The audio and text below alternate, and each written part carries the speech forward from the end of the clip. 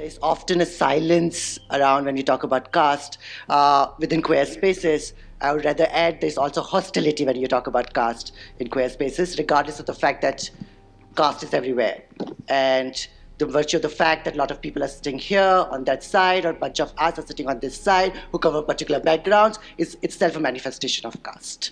Of whom you desire, who gets to desire, whose desirability counts, is also manifestation of caste. Or where do you come from is manifestation of caste. So when you talk about what is Dalit-queer, and there's often a mistaken entity that often you look at them as some additive constructs that you can add Dalitness to queerness, and there's something else, some khichdi will come out, and that khichdi is very tasty or very not tasty, or people want to puke after it. Queer movements across this country, a lot of them do not like that khichdi and they hate it. But it's more of trying to tell that how, whatever we are, in whatever manifestations that we are, even in terms of my desire, whom do I like, whom do I want to sleep with, or what backgrounds, what bastis, what localities, what languages I can speak, what education I could get, what education I could not get, or what do I do, or how I am treated differently by different people at different levels. It's all constituting each other. It's not two separate things that come together. But it's that my queerness is defined by my caste is defined by my queerness, because neither in the anti-caste spaces I will be fully accepted, neither in queer spaces will be fully accepted. And thus, to just see it as something, so for me then, Dalit queer would mean that continuously at the threshold, trying to challenge oneself, challenge the boundaries, because you're continuously at that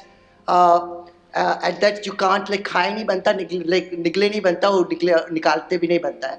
And so therefore, for me, Dalit queerness is then, it's continuous struggle to recognize what you are, acknowledging self and the complexities and the histories that we come with, and not just as Dalit queer people, but everybody, right? With all kinds of baggages of privileges, baggages of untouchable histories, baggages which have denied us a lot of things, to also queerness, because to me, I often see queerness as aspirational category.